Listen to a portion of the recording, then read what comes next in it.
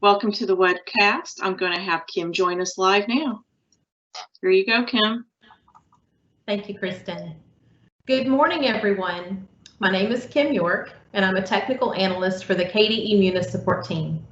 I will be your presenter today for our annual CSD PSD webcast. However, we are using a new technology for us by broadcasting through Microsoft Teams live events. So bear with us if we have a few technical glitches or any delays in our presentation. I know the CSD PSD information pretty well, but this new technology makes me just a little bit nervous. My partner in crime today, who is behind the scenes and assisting with the production of this event, is Kristen Lambert, who is also our team lead. And many of you, I'm sure, knew Sheila Miller, who was our Tyler rep on the team until just a few weeks ago. Sheila left us to work with KEDC, and for those districts who are affiliated with KEDC, you will still have contact with Sheila, lucky you, but she is no longer with our team and we miss her dearly. So let's talk about the logistics of this live event. For the first time, we will be able to offer finance officer credit hours for this training. And for those of you who have earned these hours through live events previously with Steve Lyles, for instance, you know that at different intervals you were asked to enter a color in the Q&A area for attendance purposes. For this event, you will see a Microsoft form in the Q&A area at 3 points in the event. This form will ask just a few basic questions and then you can submit it. You will need to complete all 3 to confirm your attendance for the entire training event. We will stop after each of the 3 sections of my presentation and give you a minute to submit the form, along with a chance to ask any questions you may have about the section we will have just covered. The 3 sections will be EPSB, CSD, and then PSD. We will also have time at the end for any additional questions you may have. So let's get started. So again, our topic for today is PSD-CSD. And we're going to begin by talking about the EPSB ID import program. The EPSB ID import report builds a file with the EPSB license numbers to upload to Munis. It's going to match against the employee's social security number and their date of birth in Munis. And it's going to import into the EPSB ID field, the state ID field on the employee master, and EPSB ID field in the CSD and PSD reports. So this is just a graphic to give you an idea of how this process works. It's going to start in Infinite Campus. You're going to pull a validation report. You're going to make corrections to that report. You'll then pull your EPSB ID report and save it on your computer. We're going to talk about each of these steps as we go along too. This is just an overall graphic for you to follow to show you the process. Then we're going to move from Infinite Campus into Munis. You'll upload your EPSB ID file to the program in Munis. You'll check the error report, make manual corrections in Munis, and then you'll run your PSD report and you'll watch for error 50. Error 50 is the only one that you will receive that's in regards to PSD employees not having an EPSB ID number in Munis. That's a lot to say. Move on. So let's start with the validation report. This is pulled from Infinite Campus, and this is your pathway to that report. You'll choose your report type. To validate the data before uploading to Munis, choose a validation report. To create the file needed to upload to Munis, you choose the Munis upload file. So from Infinite Campus, you're going to have 2 files, your validation report and your Munis upload file. So the validation report, it reports actively employed staff, including those, and I have this in red, those that do not have EPSB license numbers. You're going to see in the column that is marked H an N or a Y. The N represents no, that they will not pull into that report, and Y represents yes, they will pull into that report. Additional information within that report is their birth date, their name, the last 4 digits of the social security number, and their license numbers. So to make corrections, those need to be made in Infinite Campus before you upload your EPSB ID file. Any questions regarding information from Infinite Campus should be addressed to either your district Infinite Campus employee or to the KDE contacts. And for validation report issues, that would be Lisa Keeter. And for general Infinite Campus issues, that would be Lisa Keeter or Becky Jenkins, and they're both in the Division of School Data Services. So this is what the EPSB ID import file looks like. You want to make sure that this is the file that you're importing into Munis, not the validation report. The validation report will not work. You need the EPSB ID import file. So this is just your pathway to generate the EPSB ID import program. And the steps that you will follow, you'll choose to find and browse and look for that EPSB ID file wherever you imported it to. You'll click OK and accept and import. You'll choose an output, click OK, look over the report for errors, and then commit to the upload. The EPSB numbers will import into the state ID field of the employee master. So that's where you're going to find it once you've imported. And this is what it looks like on the PSD and CSD screens. You're going to see in the yellow highlighted the EPSB ID fields. This will import from employee master. So errors. The EPSB ID import proof will give you 2 errors and 2 errors only. The first one, import file does not match an existing employee in Munis, or a duplicate last 4 of social security number and date of birth. We'll talk about those. So the first one you'll receive is an import file does not match an existing employee in Munis. So what that typically means is it's not matching up with the last 4 digits of the social security number or the date of birth. You'll want to look in both Infinite Campus and in Munis to see if it's different and correct where you need to make corrections on that. And you can manually then update it in Munis. The second error you're going to receive is duplicate last 4 of social security number and date of birth. And you might ask, well, how is that going to happen? How would I have 2 people in there with duplicate last 4 of social security number and date of birth? And a couple of things can happen here first. More than one employee exists in Munis with the same last 4 digits of social security number and date of birth. What I have seen, this has been the more rare situation with this, but what I have seen is where maybe a district has manually input information and accidentally put in information from another employee into another employee's employee master screen. So that's kind of where that comes into play in that situation. The second one is that the employee, and this is where you're going to see it 90% of the time if you receive this error, an employee in Munis has more than one master file. If an employee has an employee number in both employee master and the terminated employee master file, you're going to receive this error. In that case, you just need to manually add the EPSB ID number in the employee master.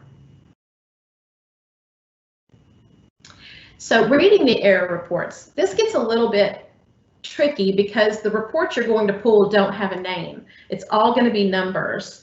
So you're going to want to look at the reports and kind of compare them. This is where the validation report is important as well. So you see the first square that we have here is the import proof.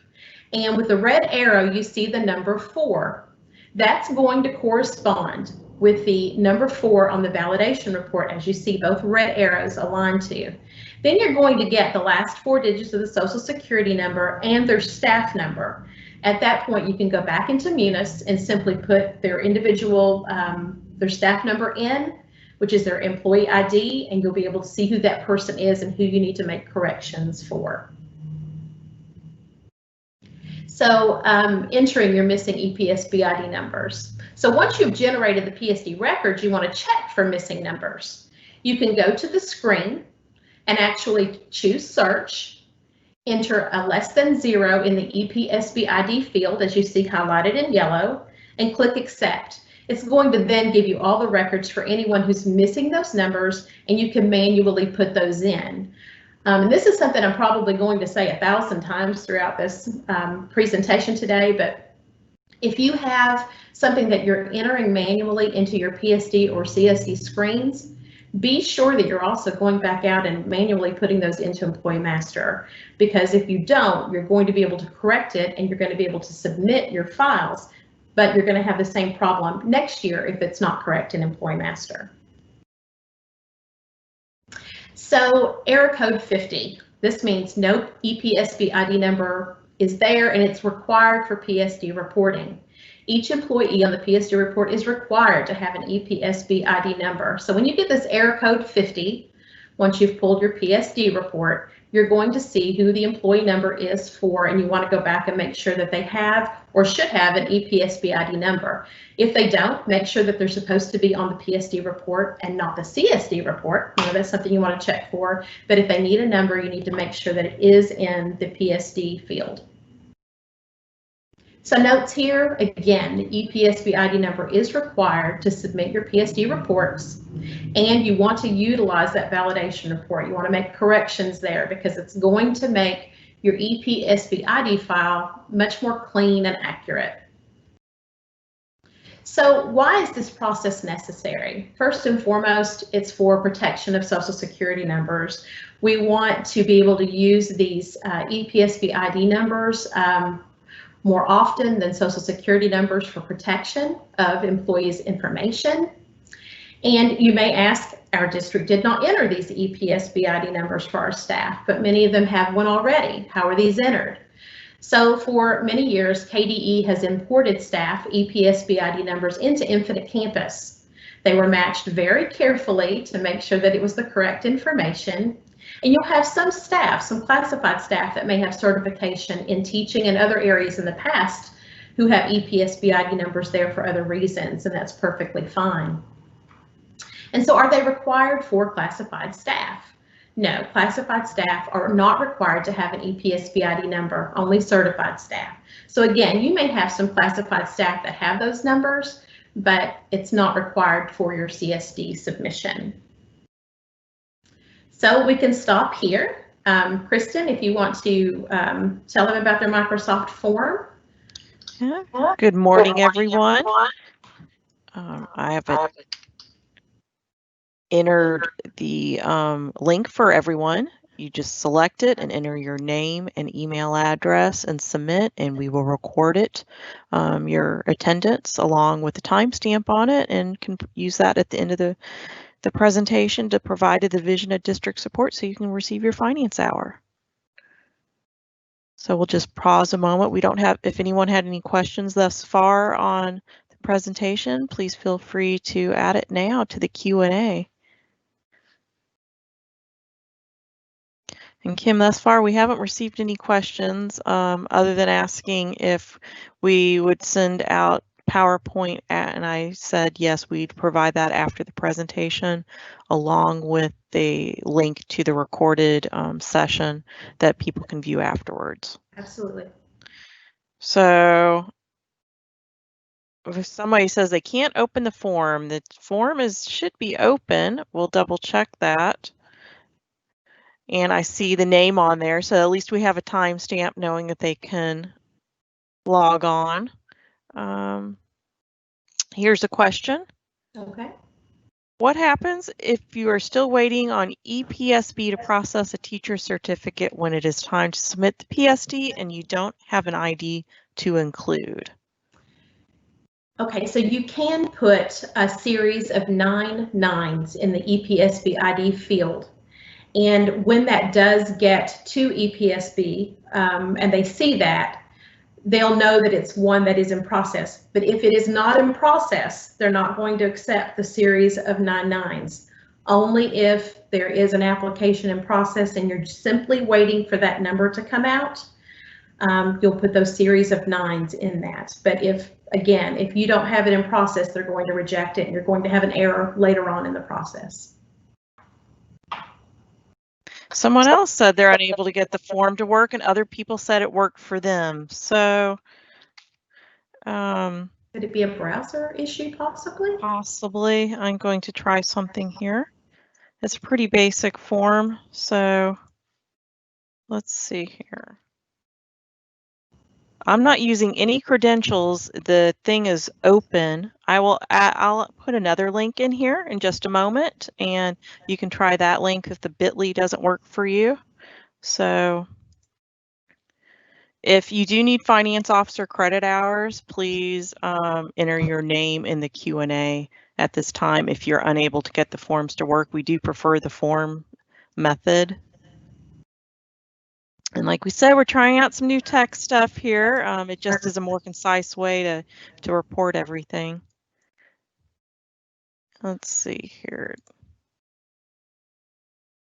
Somebody said I had to cut and paste it to the web to get it, but I did get in. So that should work. I will provide another link next time.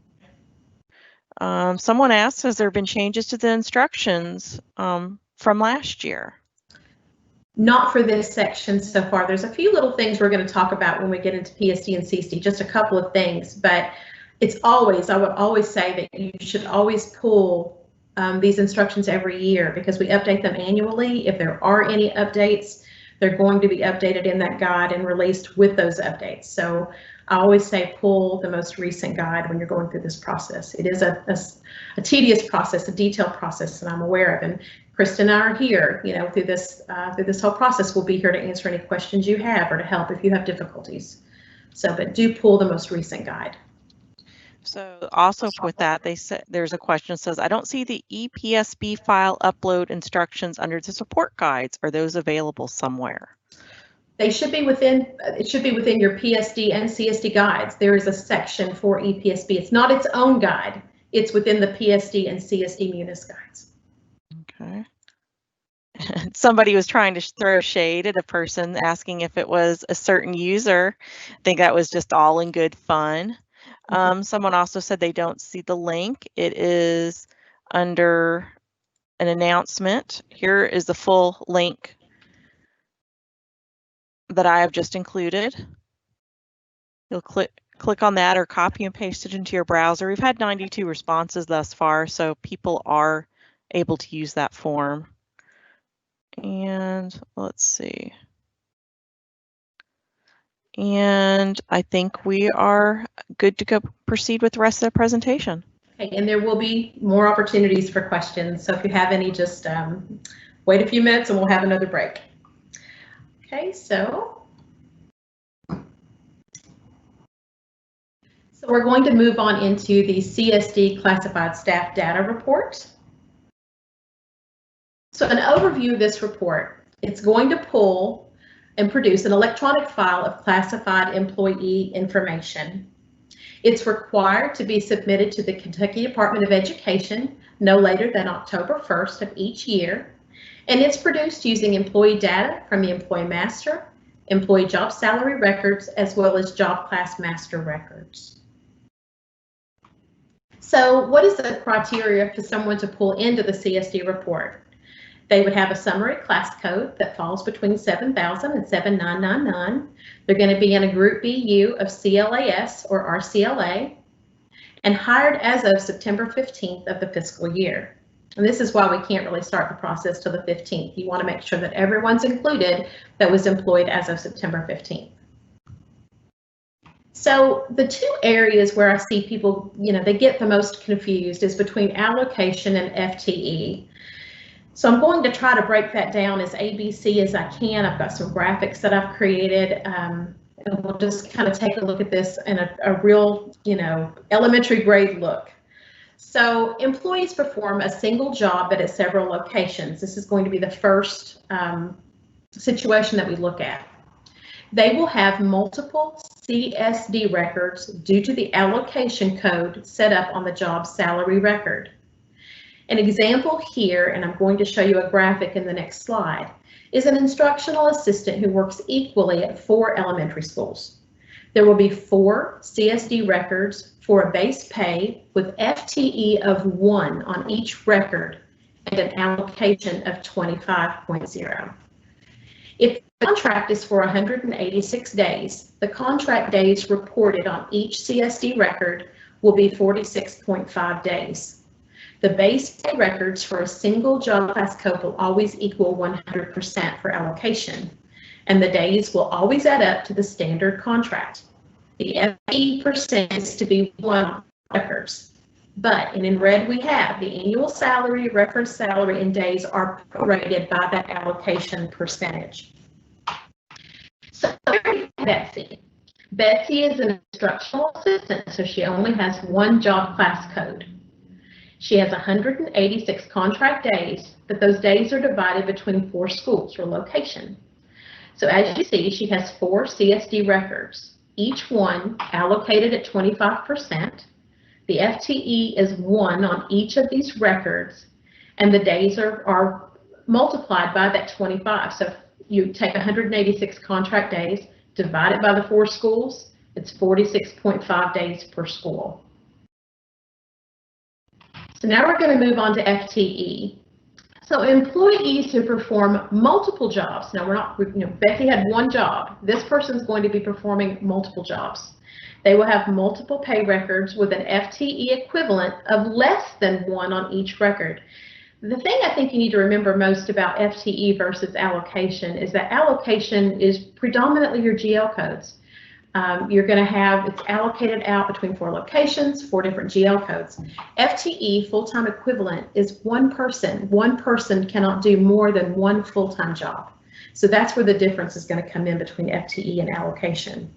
So here, an employee is an instructional assistant half-time and a supply service aide half-time. Each position or job class code will have an FTE of 0.50. If the same employee was an instructional assistant at 2 different schools, then the instructional assistant position would have an FTE of 50, and the allocation is going to break down to 50 as well. So I'm hoping this presentation is going to be a tool that you can use when we send this out to you as you go through this process for these situations and be able to refer back to it. So I've got a couple of graphics for these situations. So here we have Bradley. My son's name is Bradley, so of course I had to use that. Bradley is an instructional assistant and he is a supply service aide. So both of those positions are going to have a 0.50 FTE on each of his CSD records, which equals 1 FTE, 1 full-time person. And here's a situation, and we do see this quite often, so I wanted to make sure that you do see this. So not only is Bradley an instructional assistant and a supply service aide, but in his instructional assistant position, he serves at 2 different locations. So even though his FTEs are going to remain the same, 0.50 on each for 1 total FTE, his allocation, or those, if you think GL codes, that's what you need to be thinking here. The GL code's going to break down to 50 at John Doe Elementary and 50 at Mary Doe Elementary. So it's kind of how you want to think through this process and how those should appear on your CSD records. So we have hybrid employees. You're going to see this little warning at the end of both your PSD and CSD reports. It's going to ask you to check the setup of hybrid employees. So this is just a reminder to look at your classified employees who pay into KTRS and that are included on the CSD report. Some examples are your Frisky directors, CCLC directors, finance officers a lot of the time, and your school nurse. So the note here is that only employees who serve in the position requiring a teaching certificate with EPSB will be reported on the PSD file. All others must be included on the CSD report. And this is one of the biggest questions I get every year is why, if they're paying into KTRS, are they not on the PSD report? The retirement they're paying into has nothing to do with where they report, whether it's CSD or PSD. What matters is they're required to have an EPSB ID number for their job position. If their job description says an EPSB ID number is required, and you have to have that EPSB ID number, they're going to report on PSD. But they can be paying into KTRS as a CSD employee, they still report on the CSD report. This is simply your path to generating the CSD records. And you can manually update a CSD record. You simply select search and look for that person and update the information and accept those changes. But your note here is really important. Even though you update this information, I think I said this earlier, but even though you update this information in the CSD screen, it's really important that you go back to Employee Master and also update that information there. You can submit your report, but you're going to have the same issue next year if that information is not brought back and entered into Employee Master. Same thing for manually adding a CSD record. You can do the same thing. You can add a CSD record when you need to. You cannot add a CSD record if they do not have an active employee master. So you need to make sure that if you're adding adding a CSD record for an employee, that you first make sure that they do have an active employee master screen. And so this is the creating the electronic file. So once you have your CSD records generated, reviewed, and edited, you're going to find all the records and select electronic file. You'll want to make note of the number that appears on your screen, so you'll have that for later during the submission process. So creating the electronic file continued here. You'll want to submit the electronic file to KDE by October 1st through the Seek Data Web Submission application. We're going to cover that in just a minute. And only one CSD file can be accepted by KDE. So should you realize there is an error with the file that you have and you need to submit a second file, you'll need to send an email to the email address you have here, finance.reports@education.ky.gov. Ask them to reject the file so that you can submit a second file. So this is simply a grid that when you actually get this presentation, you can actually print these slides off. All the errors are listed in the Munis CSD guide, but these are the ones that we come across more often. They're the most common CSD report errors we have. I'm going to talk about each one of them individually, so we'll just move through the grid here. I just want this to be something you can pull off later and have at hand. So the first one we have is error 6.50, which is invalid object code on CSD record. And as you see in the middle of the screen, you see a grid there that shows you that the classified summary class codes are 7000 to 7999. These are class codes controlled by KDE and can't be changed. The object codes you'll want to use for that is 0130, 0131, and 0160. And of course, if you create a job class code specific to your district, these are ones that districts can control. That would need to be in the range of 8000 to 8999. So a note here is that licensed nurses should be coded to 0160. But if you get this error, if you get error 650, simply look to see if your summary class code matches your object code. And sometimes when you get error 650, you'll also get other messages as well. And if you simply correct error 6.5, it'll correct a lot of errors, other errors that you may receive. They're kind of like dominoes. So CSD error 11, no race selected. The problem here is that no race selections have been made on the employee master record screen. And somebody asked earlier if we had some changes to the program, and this is where the change came in.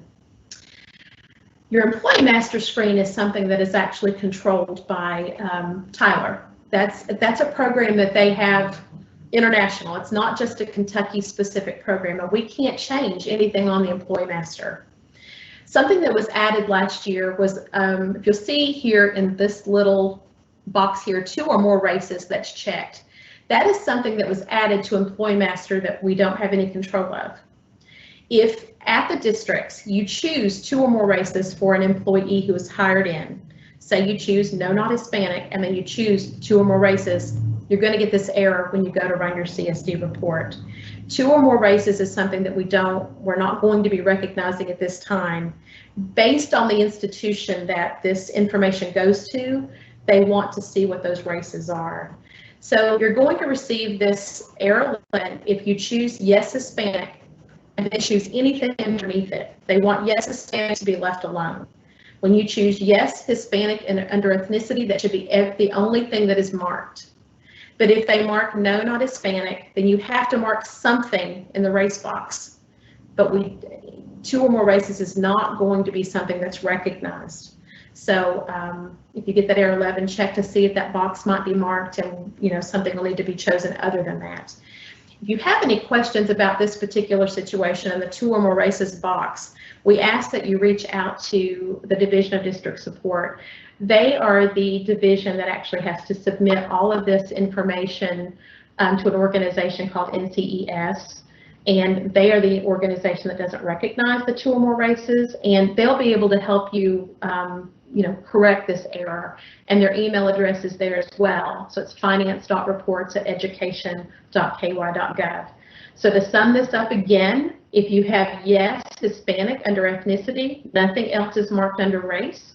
If you have no, not Hispanic or Latino, something needs to be marked, but it cannot be 2 or more races.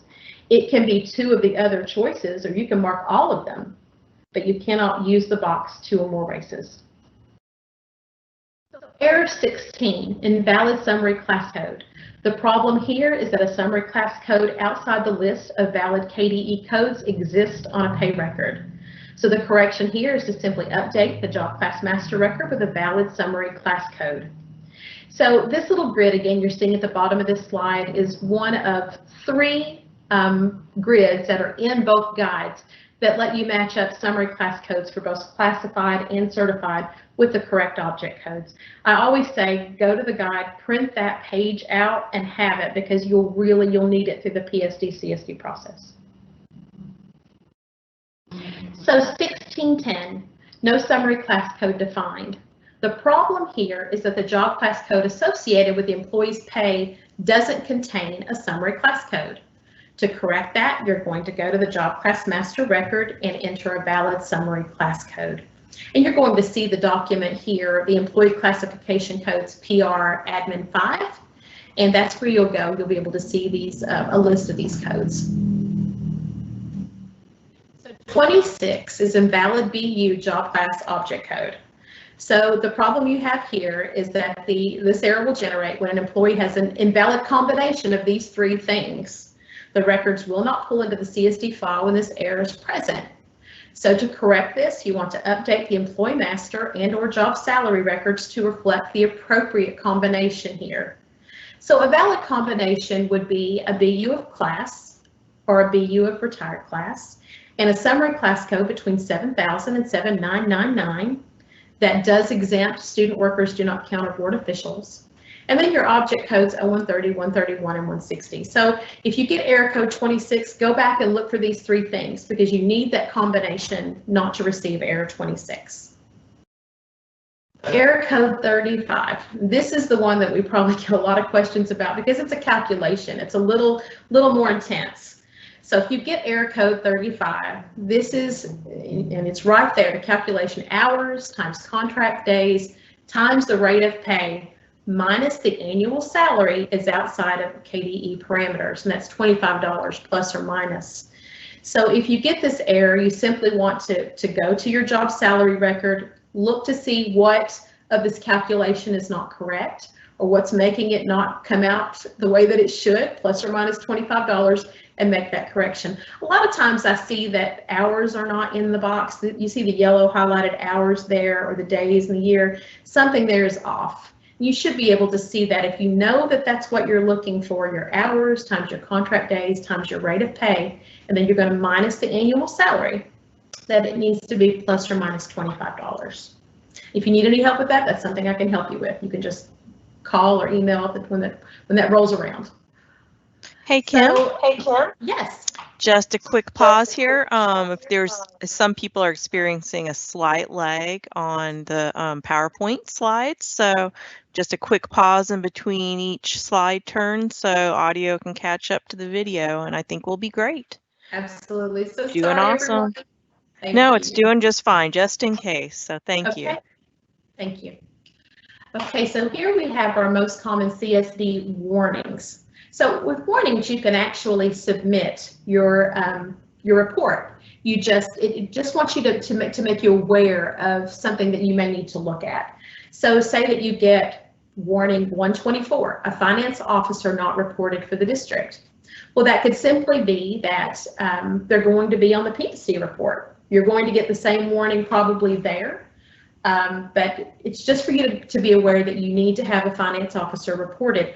And the job class codes that it's going to look for, if you have a 7166, 7184, 85, or 86, you're not going to get this warning if they're already in there.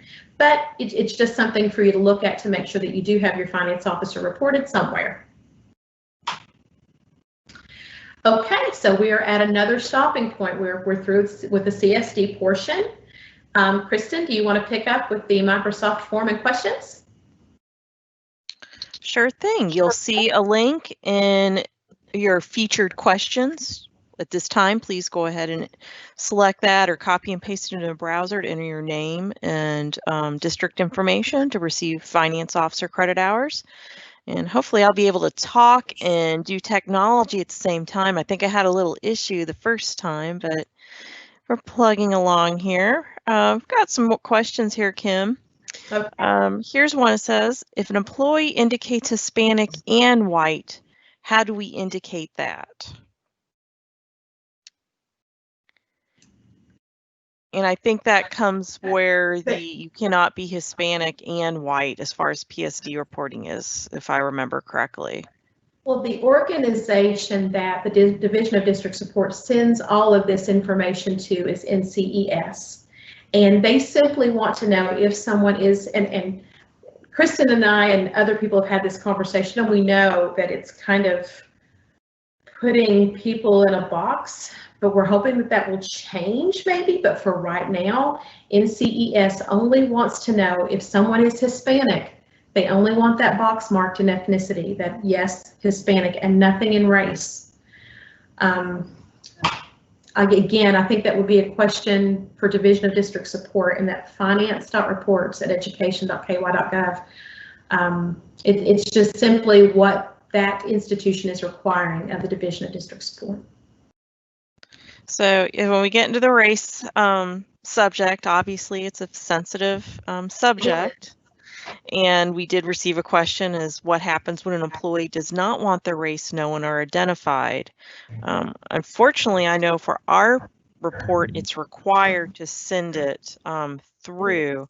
But if that is the case, that would be, you would need to work with the Division of District Support with that question to, I guess, withdraw that information. I believe, again, that's probably required for NCES reporting, but any of those questions will be directed to Division of District Support.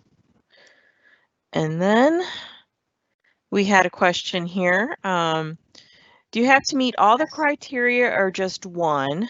And this is in relation to what pulls into the class for the CSD report, which is they have to have that summary class code in the 7,000 range to 7,999, their bargaining unit, and they also have to be employed as September 15th. The question is, do they have to meet all that criteria or just one? The district is considering creating an additional group for classified employees paying into TRS. So that's not to be recognized currently. Correct. They have to fall in that. The summary class codes are KDE specific, so those can't change. If you create job class codes specific to your district that you want to somehow in that 8,000 range that link back to the 7,000 range for the summary class codes that KDE has specified, you can create your own job class codes, but your group BU would have to, but that's going to stay the same. No, it would have to stay in those parameters for them to pull into the CSD report. I'm not sure what manual work would have to be done if they choose to do a different type of bargaining group, but it will not pull into the report. No. Okay. No more new questions here. It looks like people have been responding online to receive their finance officer hour. We can probably go ahead and continue. Okay.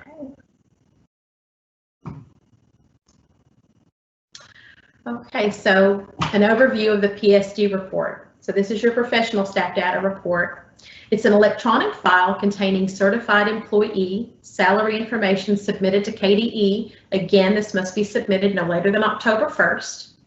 The PSD report uses information from the same place as CSD, employee master, employee job salary records, and they must be hired as of September 15th. The following requirements must be met for PSD records to be created. So this is the criteria for someone to pull into PSD. The employee status on the employee master record must be set to active. That's important. They should be, but you can have from time to time somebody that's not set to active. The employee pay records must contain valid summary class codes. Here it's 0010 to 3999 and or 5000 to 5999. Their employee job salary records must have a group BU of CERT or retired CERT. The accuracy of PSD data is essential for these reports. Again, NCES is one of those institutions that receive this information. So, salary tables. Each school district's base pay salary tables will be submitted to compare your PSD files to. The tables will be used to verify each employee's base and extended day reference salary as it corresponds to the salary tables. Salary tables must contain at least 40 steps for each grade or rank, and each table must contain the same number of steps. The naming scheme for the salary tables must conform to KDE requirements for certified base pay. So your salary table, and I'm sure I'm going to mention this again as I go along in the presentation, your salary table has to be submitted before you submit your PSD files. Your CSD file can be submitted at any time in the process, but you cannot submit your PSD file until you have submitted the salary table file, because it's going to compare the PSD file to that. So some important items in regards to PSD, and I get lots of questions every year about retirees. And the 4 situations that I have bulleted here are the 4 situations that I see most often, and something I hope that you can reflect back to if you have any questions in regards to your retirees and PSD. So the first one are retirees returning to work as a classified staff member. So they're going to be in the CLAS or RCLA Group BU. They should have a summary class code that falls in the 7,000 to 7,999 range. The second situation is retired employees that retired paying KTRS. They return to work in a district in a classified position that requires a 4-year degree, and they will pay KTRS. They are going to be coded to the RCLA Group BU. If you have retired employees that retired paying KTRS, they return to work in a classified position that does not require a 4-year degree, and they will pay CSRS. They are coded to CLAS Group BU. The last one is retired teachers that are hired back for a position requiring a teaching certificate will have a Group BU of RCER. And this is important. This is probably the one that gives districts the most issue. They should be pointed to a retired employee salary table. This is a rate of pay that is negotiated based on the maximum amounts set by KTRS. They should still pull into your PSD report. However, the grade and step will be blank on the PSD records when records are generated. And this last sentence is why, because KDE will not compare the reference salary to any salary table as long as the Group BU has been set to RCER. So, extra service pay. Certified employees who receive extra service pay must have a separate employee job salary record for each extra service job. And this is something that I see a lot of. A lot of districts try to just kind of lump all those together, and you cannot do that. You've got to have a separate employee job salary record for each extra service job. Extra service job salary records must reflect a job class code linked to an allowable extra service summary class code. All certified extra service summary class codes fall in that range of 5,000 to 5,999. Certified employee job salary records for those employees who receive extra service pay must have the appropriate object codes too. So we're looking at 0112, 13, and 14. So here is another area where FTE questions come into play, and it's people who are hired and they're not in the school district for an entire year. So FTE, we call this FTE mid-year hires, and they're working in one position. You should be able to reflect back to this slide, and it'd help you if you had a situation. But let's look at the bullets. So we have a partial year employee will be updated in the PSD file with a full year of days employed when the file is generated. You need, regardless of when they come in, you need a full year of days on that file. And it's because of the calculation that's going to happen through this process. So the days employed field must stay at the number of contract days the district has set for a full year of standard certified contract. And the two red items here we have is that the reference salary field must contain an amount reflective of a full year's salary as if employed for the entire year. Think of reference salary as what you're referring back to. Your annual salary is going to refer back to the reference salary. So the reference salary should always be what that job would be if the person worked an entire year. The annual salary is going to be what the employee actually receives, so the number of days he or she will actually work. So how does that calculate out? That's going to calculate out by your FTE percentage. The FTE field needs to reflect the percentage of the standard contract days, the number of days the employee will work, and what that represents. So an example here would be an employee is hired after the start of a school year and will work 170 of 187 days. So what you're going to do is divide 170 by 187 and you get 0.9091 FTE. It's really, really important that when you put that FTE percentage in there, that it's at the 10,000th position. You need to have 4 numbers after the decimal point for that to generate properly.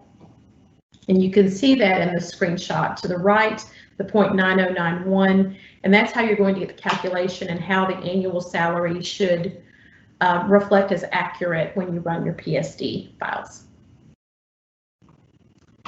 So we're going to look at FTEs where employees are working in multiple positions. Again, these are going to be screenshots that you should be able to reference if this happens in your district.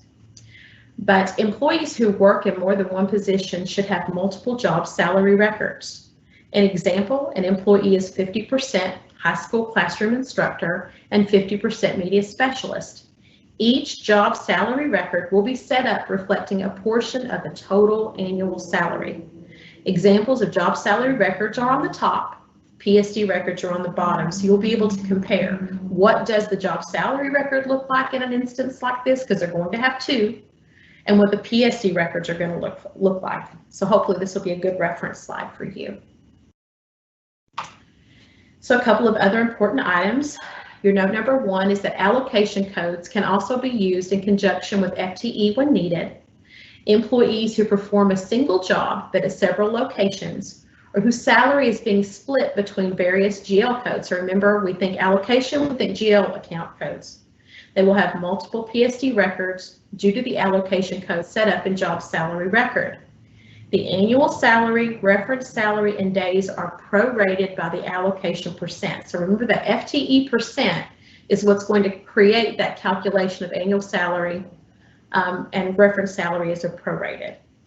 Your second note here is that error 27 and 2720 can print erroneously.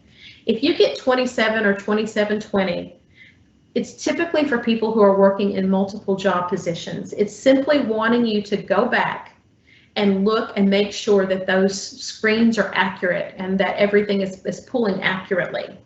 These are 2 errors that you can still submit your report with. If you're receiving 27 and 2720, even though you typically think, well, I've got an error, so I can't submit my PSD, my PSD report, you can with 27 and 2720, simply because those will pull up a lot of times for people who do work in multiple positions. So your grading step. The grading step for employees having multiple job salary records should be the same. The PSD file can only generate into the PSD records the information that is found on job salary records. And for hybrid employees, you'll want to verify that employees serving in a classified position but paying into KTRS are set up with a group view of CLAS and object code 0130. These employees must be reported on the CSD file, not PSD.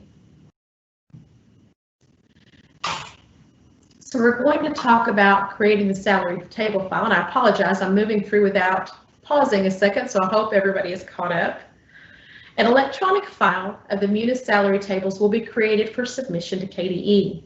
The file is submitted through the Seek Data web submission application, and in order to submit it successfully to KDE, they must reflect the following. The naming structure must conform to the KDE standards. You'll see that in the guide, in the Munis guide.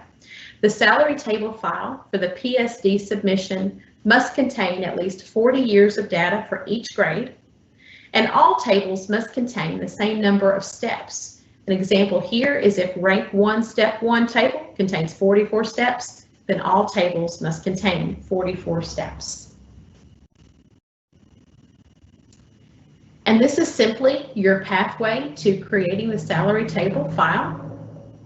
After you follow the process, you'll select Accept to pull the files. You'll select the electronic file button from the top of the screen, and you'll want to note the file name at the bottom. And this is simply your pathway to generating your PSD records. You'll see this screen. So resolving PSD report errors. Errors can be resolved by correcting the job class master, employee master records, and/or the employee job salary records. After errors have been corrected, the recalc button can be used for a single person's PSD record. Multiple errors can exist due to a single problem on an employee's record. For example, an employee's record contains error 16, an invalid summary class code. This may also kick out error 6, no base pay record, and that can be vice versa as well. You can get error 6 and have error 16 and make these corrections, and both errors will go away. If only the base pay record for the employee is the record for the invalid summary class code, you'll get both. So a note here is that not all error tests on the KDE submission site are included in Munis. Even if there are no errors when generating your records in Munis, there might be other errors encountered when submitting the file to KDE. So you finished your PSD records, you think you're ready to submit, you go to submit, and you've got other errors. And that can be errors with submission, not with just the report, but with submitting to KDE. When you come across submission errors, we ask that you email finance.reports@education.ky.gov. That's the Division of District Support. Let them know what error messages you're receiving on submission, and they should be able to assist you.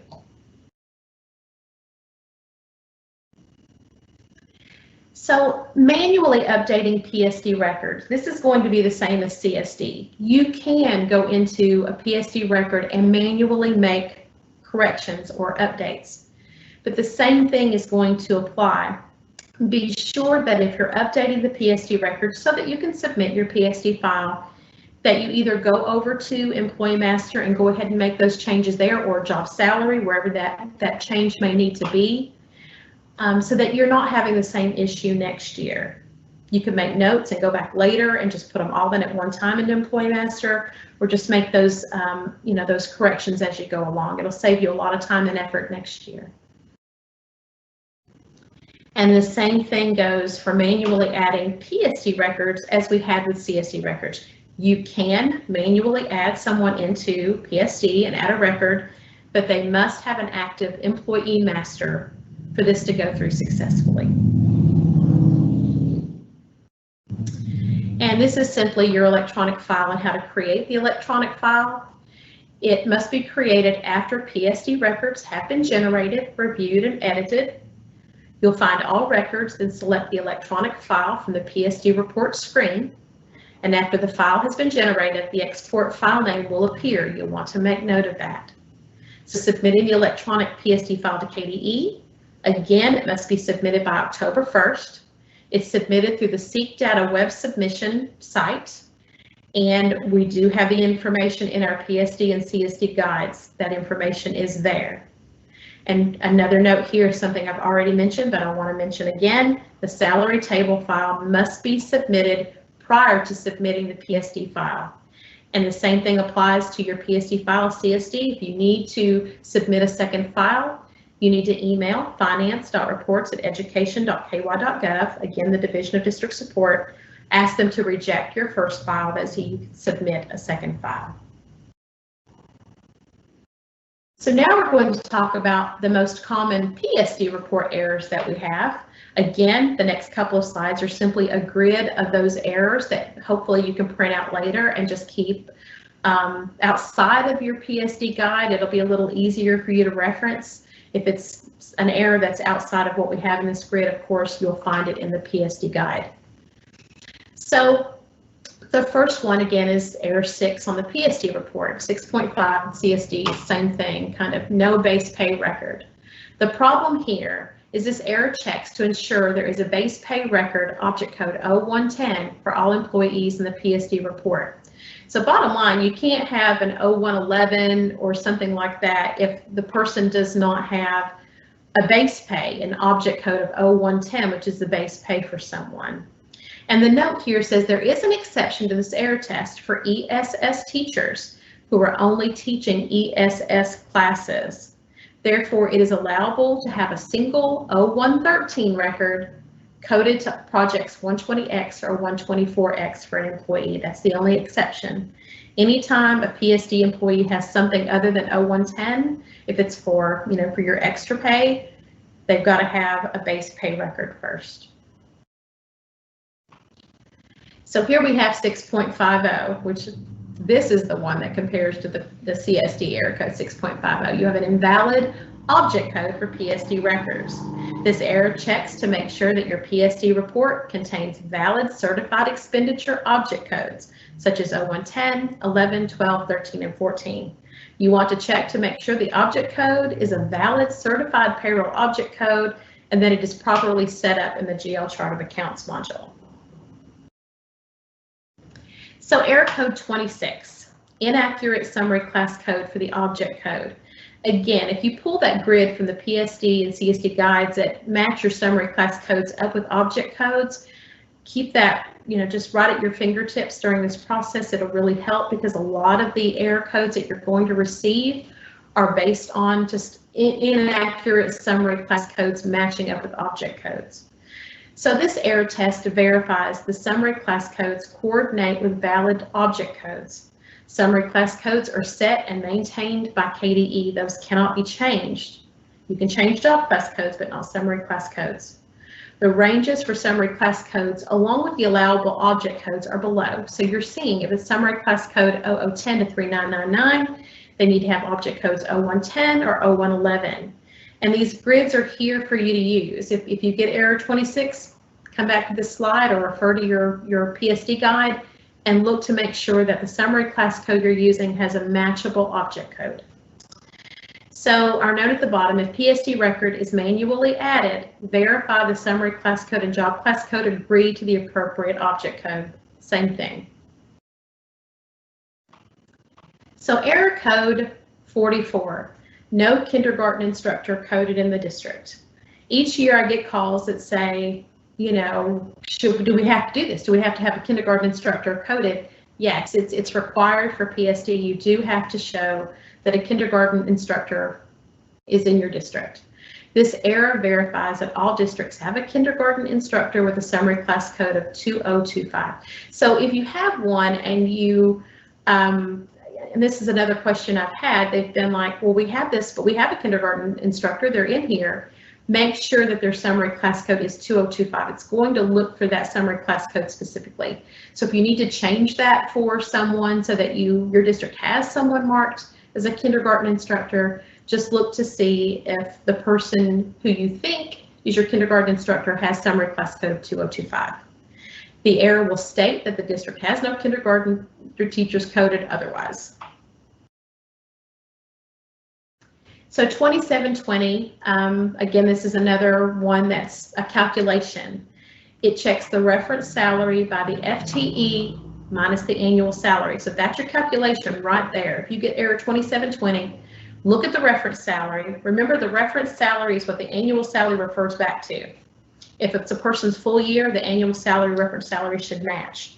But if you get error code 2720, check the reference salary by the FTE minus the annual salary. So this error test compares the reference salary amount indicated on the PSD record to the PSD base pay, the 0110 records, and multiplies it by a calculated FTE for 0110. It then subtracts the product from the annual salary amount. If the difference is not within a specific range defined by KDE, you will not be allowed to submit. Again, I think that's a plus or minus of $25 in this error as well. You'll verify that the job salary record contains the correct reference salary for 0110 based on the district salary table submitted to KDE. Then verify that the reference salary amount listed on the PSD file agrees to the salary table. So that's the first thing I typically say check, is just to see if that person's amount on the salary table agrees with the reference salary. And here are warnings that you'll receive on the PSD report. Again, these are things that you can still submit with. It's just wanting you to double check and make sure. You know, one is a media specialist not reported for the school. You need a summary class code of 1060 there. The next one, a DPP is not reported for the district. You need a class 0080. No superintendent reported for summary class 0010. You've got to have that in your finance officer, as we CSD the same. Error 120, warning 124. You need to have a finance officer reported on either your CSD or PSD report. So state reporting in general, Kristen and I are your KDE Munis team currently. We do have a shared team email box for support, which is munis@education.ky.gov. I think sometimes we have districts that prefer calling us. The way that you're going to get the quickest response is, of course, to email, because we both see these questions. If one's busy, the other one's able to pick up and answer that question for you. We lost Sheila, but we have a third person hopefully coming on board soon, and they're going to be our Tyler rep, and we'll be back to a team of 3, and we'll all 3 be able to see this Munis box. We also have a blog. The link you'll see here to that as well, so that you can receive it. Any communication that we send out, the communication that would have gone out this morning, probably at some point will be over here. But if you think you missed an email from us or communication, or just want to catch up with us, go to the KDE Munis blog and take a look at that. So we're reached another point where we're at the end of the presentation. We can ask questions about PSD or anything previous, and also to do your Microsoft form. Ms. Kristen?